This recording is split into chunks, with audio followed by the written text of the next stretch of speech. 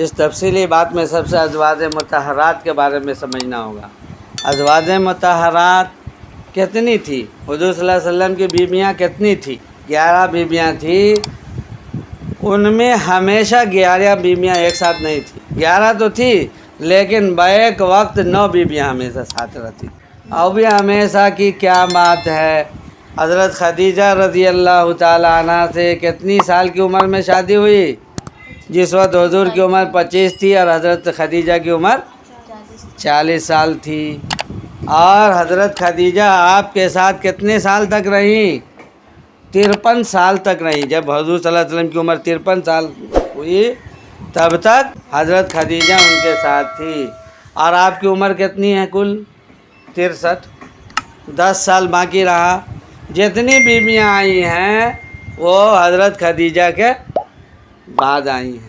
بنگلہ دیش کی ابھی 10 سال پہلے یا 20 سال پہلے، 15 سال پہلے مان لو، تقریباً ایک بہت بہترین رائٹر، جس کو کہتے ہیں زیادہ پڑھا لکھا ہوتا ہے نا وہ شیطان بن جاتا ہے، زیادہ پڑھا لکھا ہوتا ہے وہ شیطان بن جاتا ہے۔ بہترین رائٹر تھی اسلام کی جاننے والی، وہ اس کا نام تھا تسلیمہ نسرین۔ اس نے حضور پاک صلی اللہ علیہ وسلم کے ازواج مطہرات پر کیچڑ اچھالا، اسی سب بات کو لے کر کے کہ یہ کہاں کا انصاف ہے، امت کو 4 شادی کرنے کی اجازت اور اپنے 11 شادی، پھر 2 باندیاں، اور پھر اس کے بعد جو ہے کنواری کمسن لڑکیوں سے شادی۔ یہ تو عیش پرستی ہے، نبی نے عیش پرستی کی ہے۔ نبی کے اوپر اس طرح کا کیچڑ اچھالنے والے کا ایمان چلا جاتا ہے، کیا ہوتا ہے؟ اور ایسے اس دور کے کافر و مشرک بھی ہمارے نبی پاک صلی اللہ علیہ وسلم پر کیچڑ اچھالتے۔ دیکھو نبی نے اپنے لیے کتنی شادیاں کی؟ 11۔ بتاؤ، پوری شادیاں 13 تھی، بیویاں کل 13 تھی، جن میں 2 باندھی تھی۔ 13 میں 2 باندھی تھی اور باقی بیویاں تھیں۔ اس میں 9 ہمیشہ ساتھ میں رہی، وہ بھی 10 سال کے زمانے میں، اس میں ایک ہی کنواری تھی، حضرت عائشہ صدیقہ رضی اللہ تعالیٰ عنہا، جن کی عمر کیا تھی؟ جب نکاح ہوا تھا تو 6 سال کی عمر، اور جب رخصتی ہوئی تھی تو 9 سال کی عمر میں رخصتی ہوئی تھی۔ عرب کے زمانے میں اس وقت بھی خوراک اتنی مضبوط ہوتی ہے، اتنی ثقیل ہوتی ہے کہ 9 سال کی عمر میں وہاں کی اور لڑکیاں بالغ ہو جایا کرتی تھی، اس لیے آپ صلی اللہ علیہ وسلم نے رخصتی فرمایا۔ حضرت عائشہ رخصتی ہو کر کے گئی تو لڑکیاں سب کھیلتی ہیں نا، بٹیا کنیا نہیں کھیلتی ہے، چھوٹا کپڑا کا لے کر کے حضرت عائشہ بٹیا کنیا کھیلا کرتی تھی، سمجھے؟ جب رخصتی ہو کر کے حضور کے گھر میں آئیں تو کنیا بٹیا والا یہ جو ہے لڑکیاں سب کھیلتی ہیں، وہ کھیلا کرتی تھی اس زمانے میں۔ یہی ایک ہے حضرت عائشہ صدیقہ رضی اللہ تعالیٰ عنہا، جو کنواری تھی، باقی سب بیوہ تھی۔ باقی حضرت خدیجہ سے پہلی شادی ہوئی، کتنی عمر تھی؟ 40 سال کی عمر تھی حضرت خدیجہ کی۔ آپ بتاؤ، اس سے پہلے 2 شادی حضرت خدیجہ کی ہو چکی تھی، 2 شوہر ان کا ہو چکا تھا، دونوں شوہر سے طلاق ہو چکا تھا۔ آتا ہے نا اس میں کہ اپنے چچیرے بھائی ورقہ ابن نوفل کے پاس حضور پاک صلی اللہ علیہ وسلم کو جب وحی آئی تو لے کر کے گئی۔ پہلا رشتہ ان سے بھی آتا ہے کہ حضرت خدیجہ کا پہلا رشتہ جو ہے ورقہ ابن نوفل سے ہوا تھا۔ بعض روایتوں میں ورقہ ابن نوفل جو ان کا چچا بھائی تھا، کن کا؟ حضرت خدیجہ رضی اللہ عنہ کا، تو فرمایا ان سے بھی ہوا تھا رشتہ، یہ بھی ایک روایت میں آتا ہے۔ تو بہرحال حضرت خدیجہ 2 مرتبہ بیوہ ہونے کے بعد پھر تیسری مرتبہ 40 سال کی عمر میں حضور سے شادی ہوئی۔ حضور نے اپنا 27 سالہ زندگی حضرت خدیجہ سے گزارا، جن میں 4 لڑکی پیدا ہوئی، حضرت زینب بھی، ام کلثوم بھی، رقیہ بھی اور فاطمہ بھی، اور 2 لڑکے بھی۔ ایک لڑکے کا نام کیا تھا؟ عبداللہ، طاہر اور ابراہیم، کیا نام تھا؟ قاسم اور طاہر، یا طاہر طیب، دونوں نام ایک ہی کا بتایا جاتا ہے۔ تو بہرحال 2 لڑکا، دونوں لڑکا بچپن میں انتقال کر گیا، 4 بیٹیاں آخر تک رہیں تو فرمایا کہ پہلی تو حضرت خدیجہ سے شادی ہوئی۔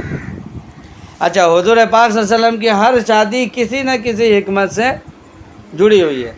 اب دیکھو، جنتی ایک مرد دنیا کے 100 مرد کی طاقت رکھے گا۔ جنت میں جو مرد ہوگا جنتی، دنیا کا 100 مرد جنت میں ایک مرد کی طاقت رکھے گا، ٹھیک ہے؟ 100 مرد ایک مرد کی طاقت۔ اور حضور پاک صلی اللہ علیہ وسلم کے اندر جنتی 40 مردوں کی طاقت تھی۔ جنتی 40 مردوں کی طاقت تھی، تو 100 گنے 40 کتنا ہو جائے گا؟ 400 ہوگا۔ 100 گنے 40 4000 ہو جائے گا، یعنی 4000 مردوں کی طاقت آپ صلی اللہ علیہ وسلم کے اندر تھی۔ اب جو 4000 مردوں کی طاقت جس کے اندر ہو جنت کے اعتبار سے، یا یہاں لو 40 مردوں کی طاقت جس کے اندر ہے، جہاں پر 40 مرد کی طاقت ایک طرف اور حضور پاک صلی اللہ علیہ وسلم کی ایک طرف، تو یہاں پر ایک مرد کم سے کم ایک شادی کرتا ہے، ایک مرد ایک شادی کرتا ہے، تو حضور پاک صلی اللہ علیہ وسلم کتنی شادی کر سکتے تھے؟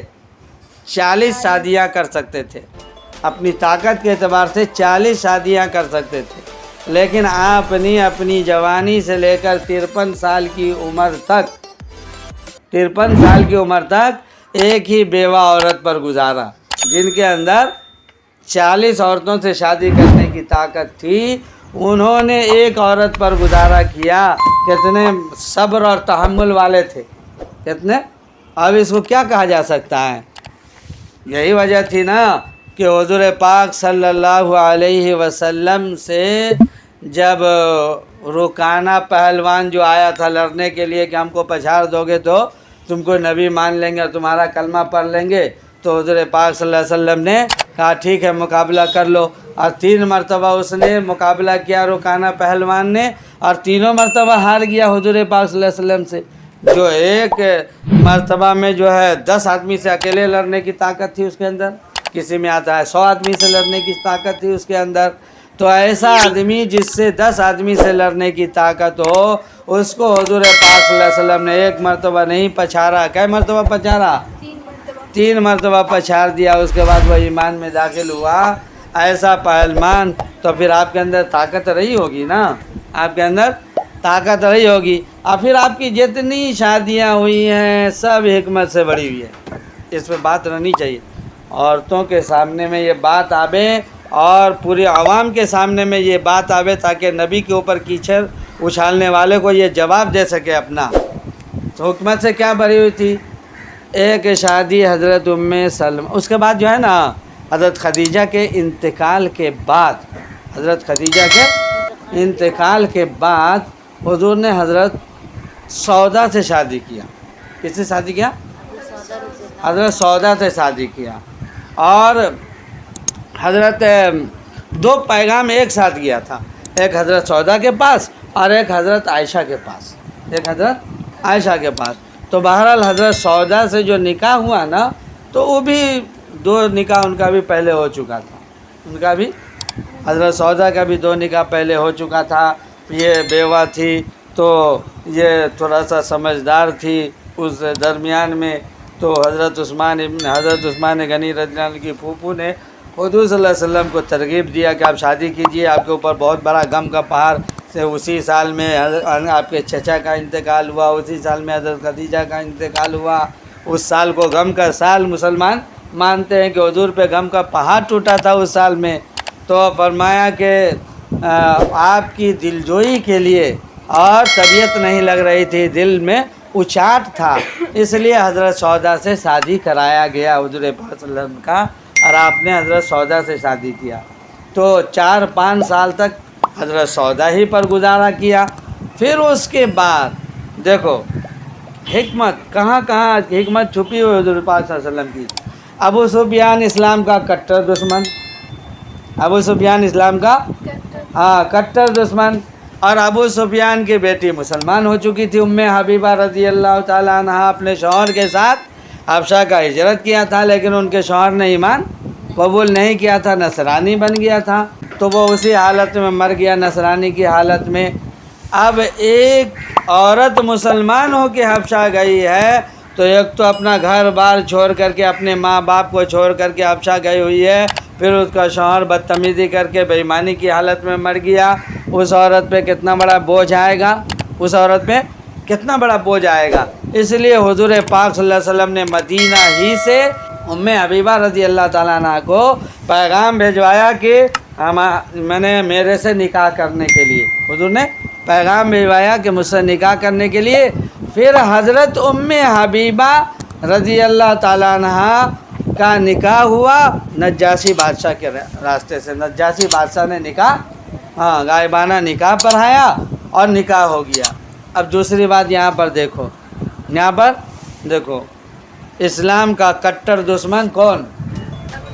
ابو سفیان، اور حضور پاک صلی اللہ علیہ وسلم اسلام کو پیش کر رہے ہیں۔ اب حضور نے ایک حکمت یہ دیکھی کہ اس کی بیٹی اسلام کے نکاح میں آئے گی، اسلام کے نبی کے نکاح میں آئے گی، تو اس کی سختی کیا ہوگی؟ سختی کیا ہوگی؟ تھوڑا نرمی میں آئے گی کہ میری بیٹی کا سہاگ گزر جائے گا۔ اگر محمد ختم ہو گئے تو میری بیٹی کا سہاگ گزر جائے گا، میری بیٹی کا بیوہ ہو جائے گی۔ تو بیٹی کو کتنا بھی کٹر سے کٹر انسان ہو، اپنی بیٹی کو بیوہ ہوتے ہوئے تھوڑی دیکھے گا۔ تو کہا کہ اس کے کٹر پن میں کمی آوے، اس لیے اللہ کے رسول نے اس کے اوپر لگام کسا، اس کی بیٹی سے پہلے نکاح کیا۔ وہی حال ہوا جب معاہدہ توڑا تھا اور حضور صلی اللہ علیہ وسلم جا رہے تھے فتح مکہ کے لیے، نکلنے والے تھے، تو ابو سفیان آئے تھے، مدینہ آئے تھے معاہدہ کو برقرار کرنے کے لیے۔ تو حضرت ام حبیبہ کے روم پہ جب گئے نا، بیٹی کے یہاں پہلے اترے، تو بیٹی کے یہاں گئے تو بیٹی نے کیا کیا؟ بستر جو حضور پاک صلی اللہ علیہ وسلم کا بچھا ہوا تھا اس کو کھینچ لیا، اس بستر کو۔